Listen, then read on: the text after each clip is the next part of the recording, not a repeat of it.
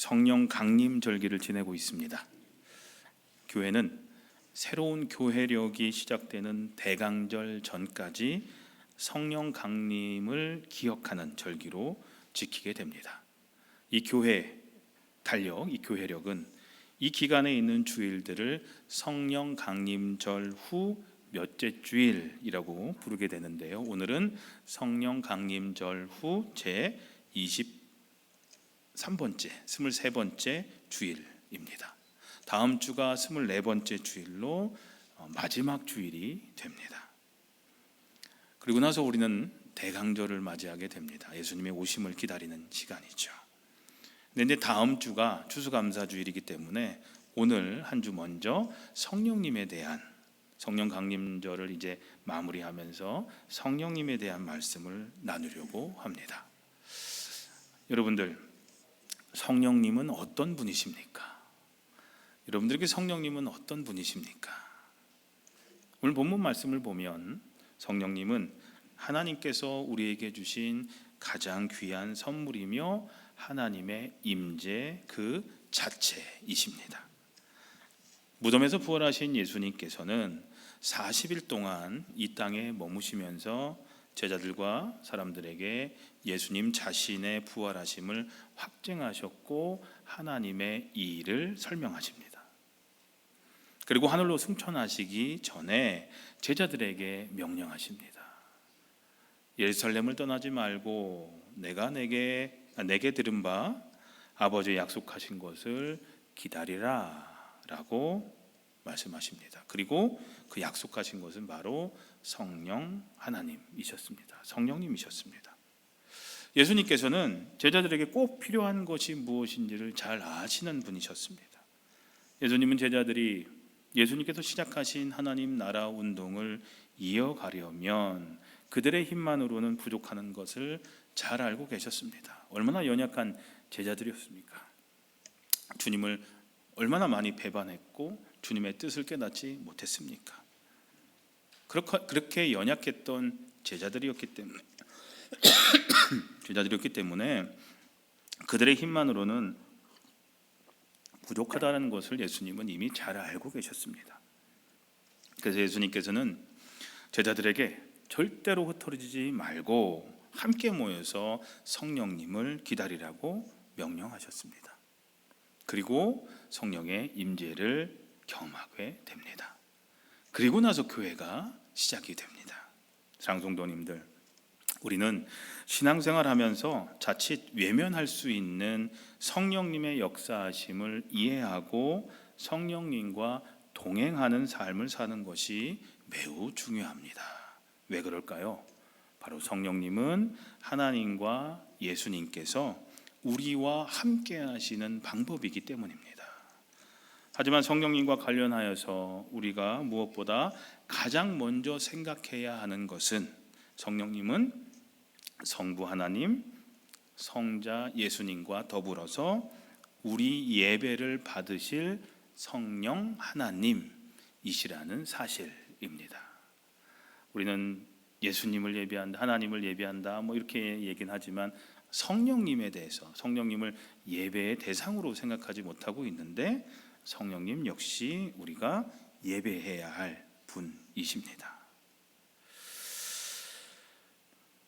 그렇기 때문에 나는 어떻게 성령님을 찬양하고 예배할까라는 고민이 우리 신앙생활 가운데 반드시 있어야 한다라는 겁니다. 자, 그렇다면 성령님은 어떤 분이실까요?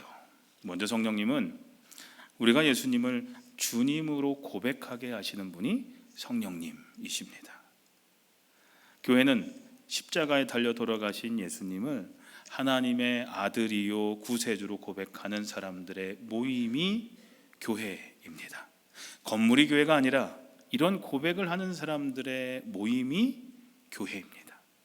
그러니까 이런 건물이 아니더라도 집에서 이런 고백을 하는 사람들의 모임이 있으면 그곳이 교회가 될 수가 있다는 거죠. 우리 속회 모임도 마찬가지예요. 그 속회 모임이 작은 교회 안에 작은 교회라고도 얘기할 수 있겠죠. 하지만 이런 고백, 예수님을 주님으로 고백하고 또 십자가에 달려 돌아가신 하나님의 아들이라고 고백하게 하는 것은 우리 스스로의 지식과 경험을 가지고 고백될 수 있는 것은 아닙니다. 도저히 믿기 힘든 그 사실에 대해서 우리에게 믿음을 주시고 우리가 그것을 고백하게 하시는 분은 바로 성령님이시라는 거죠. 내가 하는 것 같지만 내 안에서 성령님께서 그런 고백을 할 수 있도록 도와주신다라는 거죠.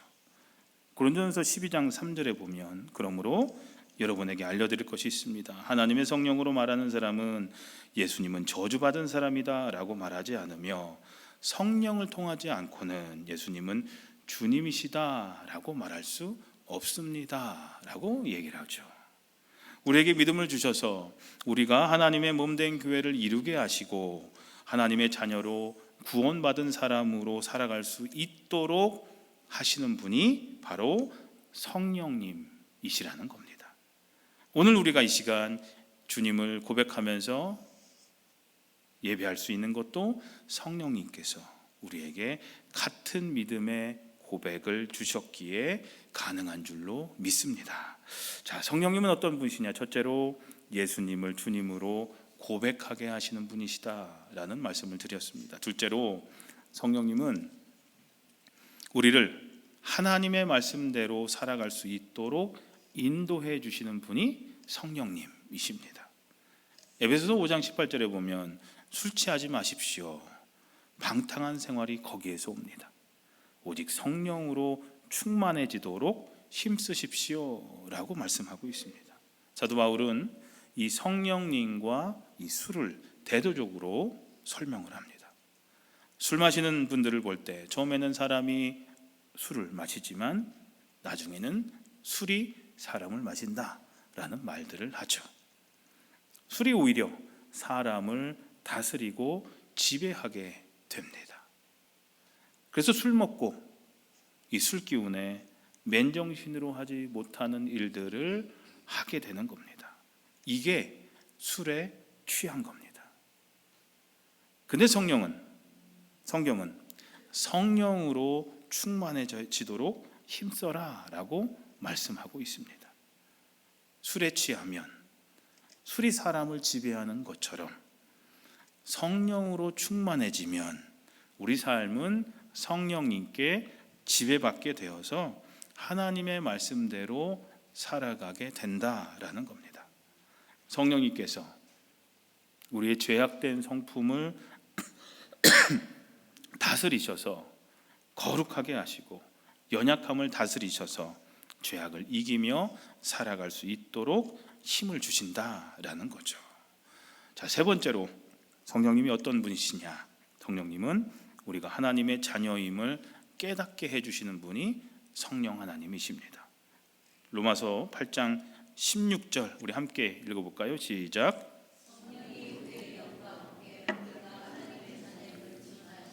네, 내가 하나님의 자녀라는 것을 내가 스스로 깨닫는 것이 아니라 성령님의 도우심으로 내가 하나님의 자녀임을 깨닫게 하신다라는 거죠. 자, 이렇게 세 가지만 얘기해도 이미 여러분들 안에 성령님께서 역사하심을 여러분들 기억할 수 있으시겠죠? 믿으시겠죠? 네, 넷째로 성령님은 우리들의 삶에 귀한 열매를 맺게 하시고 은사를 선물로 주시는 분이 바로 성령님이십니다. 갈라디아서 5장 22절부터 23절에 보면 성령의 열매는 사랑, 기쁨, 평화, 인내, 친절, 선함, 신실, 온유, 절제입니다. 이런 것들을 금할 법은 없습니다 라고 말합니다. 고린도서 12장 8절부터 11절에서 사도 바울은 고린도 교회 성도들에게 성령의 은사가 다양함을 이렇게 얘기를 합니다. 어떤 사람에게는 성령으로 지혜의 말씀을 주시고 어떤 사람에게는 같은 성령으로 지식의 말씀을 주십니다. 어떤 사람에게는 같은 성령으로 믿음을 주시고 어떤 사람에게는 같은 성령으로 병 고치는 은사를 주십니다. 어떤 사람에게는 기적을 행하는 능력을 주시고 어떤 사람에게는 예언하는 은사를 주시고 어떤 사람에게는 영을 분별하는 은사를 주십니다. 어떤 사람에게는 여러 가지 방언을 말하는 은사를 주시고 어떤 사람에게는 그 방언을 통역하는 은사를 주십니다. 이 모든 일은 한 분이신 같은 성령이 하시며 그분은 자기가 원하는 대로 각 사람에게 은사를 나누어 주십니다 라고 기록하고 있습니다. 그런데요, 안타까운 것은 많은 그리스도인들이 이 고린도전서의 말씀만 보고서 성령의 은사에 대해서 오해하는 경우가 많다라는 겁니다. 왜냐하면 사도 바울이 고린도전서 12장에서 은사에 대해서 설명하면서 병 고치는 은사, 기적, 예언, 방언, 또 그 방언을 통역하는 은사, 이런 너무나 신비하고 신령해 보이는 것들만을 소개했기 때문에 그렇다라는 거죠. 성령의 은사는 신령한 어떤 신비한 것들, 이렇게 단순한 생각을 하는 그리스도인들이 의외로 많습니다. 그래서 성령하면 뭐부터 생각하세요? 방언. 우리 한국 기독교인들에게는 그렇게 각인되어 있는 것들이 있다라는 거죠. 이런 생각을 하시는 분들은 성령의 은사가 나와는 별로 상관이 없는 것으로 생각하는 경우들이 많습니다. 하도 옛날 교회에서 여러분들도 경험해 보셨잖아요. 부흥회 같은 거 하면 맨날 뭐예요? 성령 받아라 하면서 방언 하니까 성령의 은사, 이 방언이 성령의 은사를 대표하는 것으로 생각을 하니까, 은사는 어떻게 생각하냐면요, 은사는 지나치게 열성적이거나 신비한 것만을 쫓는 사람들이나 좋아하지, 나처럼 조용히 기도하고 조용히 신앙생활하는 사람들은, 나와 같은 사람들은 해당되지 않나, 뭐 이렇게 생각하시는 분들이 생각보다 많다라는 거죠. 아마 여러분들도 대부분 아마 그런 생각들을 가지실 거예요. 성령의 은사? 나랑은 상관없어. 시끄럽게 막 방언으로 막 큰 소리로 기도하고 막 하는 거, 난 딱 질색이야. 나는 그러고 싫어. 이렇게 생각하시는 분들이 의외로 많을 겁니다. 성령의 은사를 사모하지도 않고 자신과는 상관없다라고 여깁니다. 그러나 그것은 정말 잘못된 생각입니다. 왜요? 성령의 은사는 특정한 사람들의 전유물이 아니라, 특정한 사람들이 가지고 있는 것만이 아니라 모든 성도들에게, 모든 그리스도인들에게 주어지는 하나님의 역사이기 때문입니다. 그리고 성경에서 말하는 성령의 은사는 조금 전에 말씀드렸던 것보다 훨씬 더 다양하기 때문입니다. 로마서 12장에는 하나님께서 우리에게 주신 은혜를 따라 우리는 저마다 다른 신령한 선물을 가지고 있습니다. 가령 그것이 예언이면 믿음의 정도에 맞게 예언할 것이요, 섬기는 일이면 섬기는 일에 힘써야 합니다. 가르치는 사람은 가르치는 일에, 위로하는 사람이면 위로하는 일에 힘쓸 것이요, 나눠주는 사람은 순수한 마음으로, 지도하는 사람은 열성으로, 자선을 베푸는 사람은 기쁜 마음으로 일을 해야 합니다 라고 얘기를 합니다. 로마서에 소개된 성령의 은사들을 요약하자면, 예언의 은사 외에도 섬기고 가르치고 위로하고 나누어주고 지도해주고 자선을 베푸는 은사 등이 소개되고 있다는 거죠. 이 모든 일을 성령님께서 그리스도인들의 삶 가운데 나타내게 하신다라는 말씀입니다. 근데요, 사실 성경 자체를 자세히 잘 보면 성령님의 역사는 훨씬 더 다양함을 알 수 있고, 그것이 얼마나 귀한지를 깨닫게 됩니다. 장성도님들, 성령님은 우리가 예수님을 주님으로 고백하게 하시는 분이 성령님이십니다. 우리를 하나님의 말씀대로 살아갈 수 있도록 인도해 주시는 분이 또 성령님이십니다. 우리가 하나님의 자녀임을 깨닫게 해주시는 분이 성령님이십니다. 그리고 우리에게 성령의 열매와 은사를 주시는 분이심을 꼭 기억하셨으면 좋겠습니다. 자, 그렇다면 이렇게 놀라운 성령님께서 어떻게 우리 삶 속에 임하시고 역사하실 수 있으실까요? 어떻게 더 많이 역사하실 수 있으실까요? 두 가지만 말씀드리자면, 첫째로 우리는 간절히 간구해야 합니다. 하나님은 간구하는 사람에게 성령님의 임재를 허락하는 분이시기 때문입니다. 근데 하나님께서 우리에게 성령님을 보내주시는 데에는 깊은 이유가 있습니다. 그것은 성령님이 사람의 노력이나 대가로 얻을 수 있는 능력이나 물건이 아니기 때문입니다. 사도행전 8장에 보면 성령의 역사에 감동받은 마술사 시몬이라는 사람이 등장합니다. 그는 베드로와 요한이 안수할 때 성령님이 임하는 것을 보고 놀라서 돈을 내밀며 말합니다. 누구든지 내가 안수하는 사람은 성령을 받게 해 주십시오 라고 요청을 합니다. 시몬은 성령님을 사람이 소유하거나 통제할 수 있는 능력으로 오해했습니다. 이런 비슷한 일들도 우리 한국교회에 일어나죠. 성령 받아라, 장품을 쏘듯이 손에서 뭔가 나가는 것처럼 성령 받아라, 무슨 물건처럼 어떤 능력처럼 자기들이 뭔데 받으라 마라 하는 거예요. 그런 얘기를 하죠. 또 뭔 얘기도 해요. 여러분들도 아마 들으셨는지 모르겠지만 옛날에 할렐루야 1000번 하면 방언한다고 해보신 분 있으세요 혹시? 할렐루야 할렐루야 할렐루야 하다가 이제 방언한다고 이렇게. 그래 얼마나 많았어요. 이게 가능한 일이에요? 근데 그렇게 가르쳐요. 그렇게 하라고 얘기를 해요. 사람이 뭔가 할 수 있고 통제할 수 있다라고 생각하죠. 여기 나오는 마술사 시몬과 똑같은 거예요. 돈 주고 살 수 있을 거라고 생각을 한 거예요. 이때 베드로가 단호히 얘기하죠. 네가 하나님의 선물을 돈 주고 살 줄로 생각하였으니 네 은과 함께 네가 망할지니라 라고 얘기를 합니다. 사랑하는 성도님들, 성령님은 그 어떤 대가로 살 수 있는 분이 아닙니다. 누가 주고 말고 할 수 있는 분도 아니에요. 그분은 단순한 능력이 아니라 어떤 힘이 아니라 하나님 그 자체이시며 우리의 예배를 받으실 분이 바로 성령 하나님이시라는 거예요.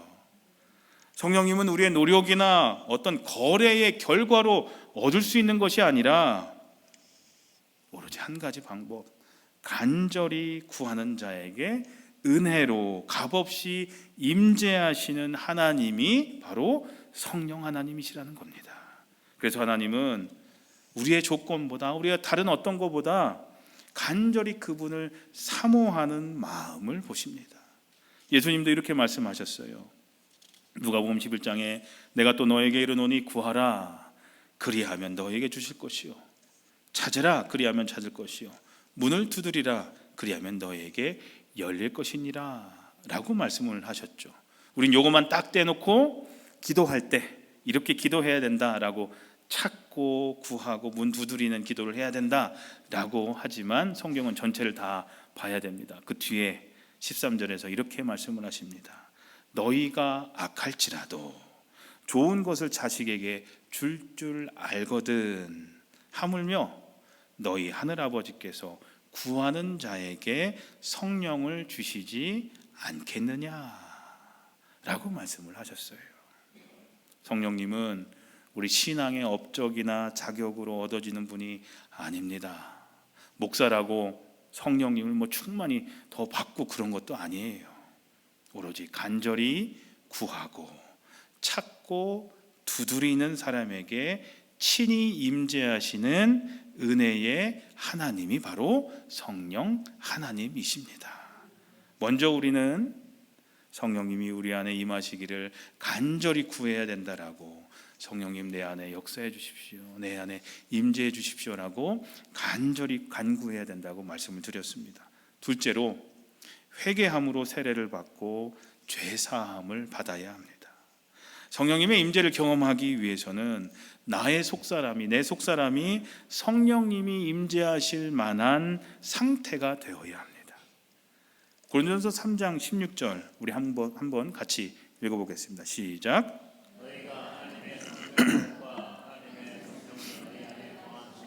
알지 못하느냐? 성령님은 거룩하신 분이시기 때문에 우리 몸이 거룩할 때 성령님은 우리 안에 임재하십니다. 그러나 그렇지 못하다면 성령님의 임재를 경험치 못한다는 거죠. 왜요?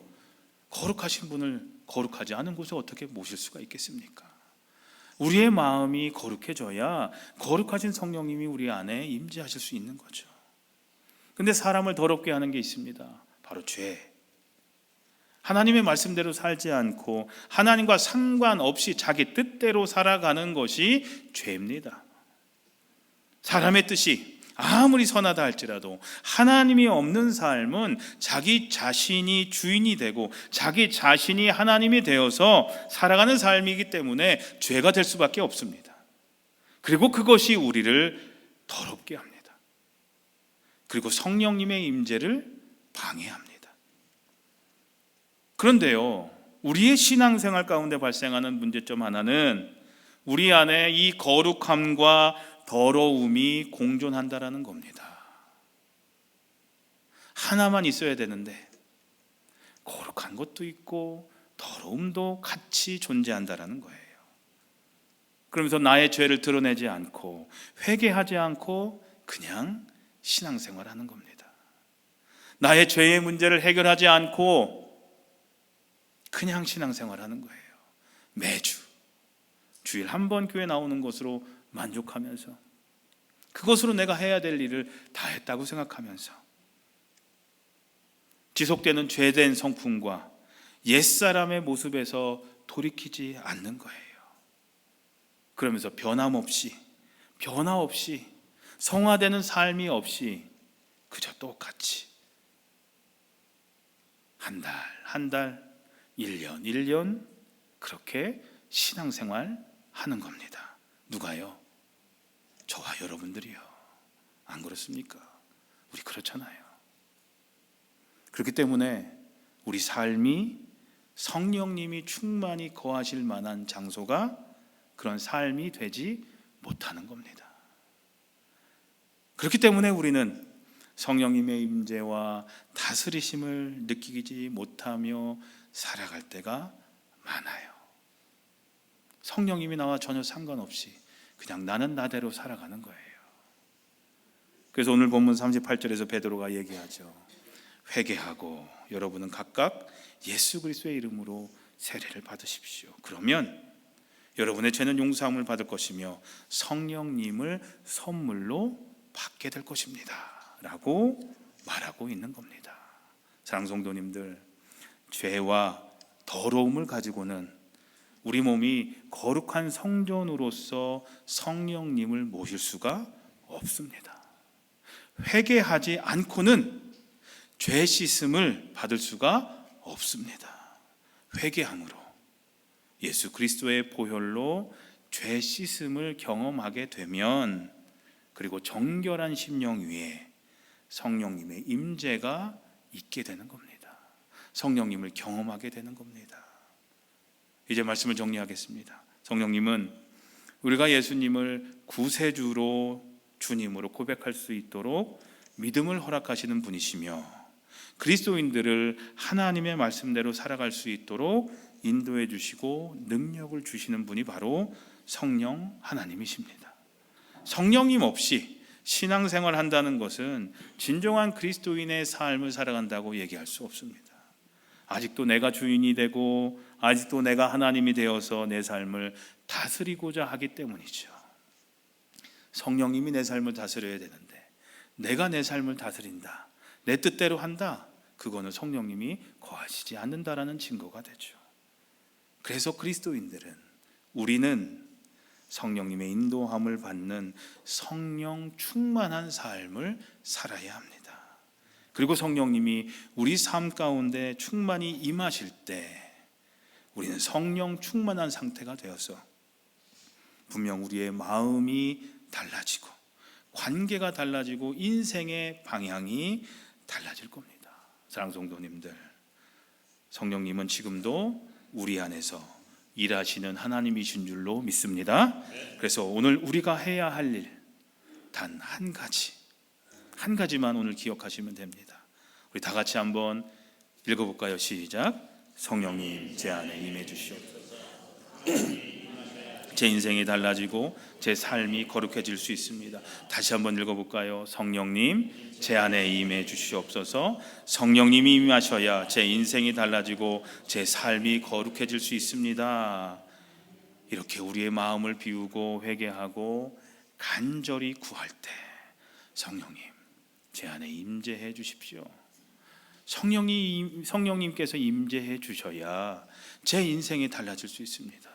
제 삶이 거룩해지고 성화될 수가 있습니다 라고 간절히 하나님께 기도할 때 성령님께서 우리 안에 거하시고 또 우리의 삶을 분명히 새롭게 해 주실 줄로 믿습니다. 성령님의 임재 안에서 우리의 마음이 녹아지고 새롭게 빚어져서 하나님께 쓰임받는 복된 인생이 모두가 다 되시기를 우리 주님의 이름으로 간절히 축원합니다.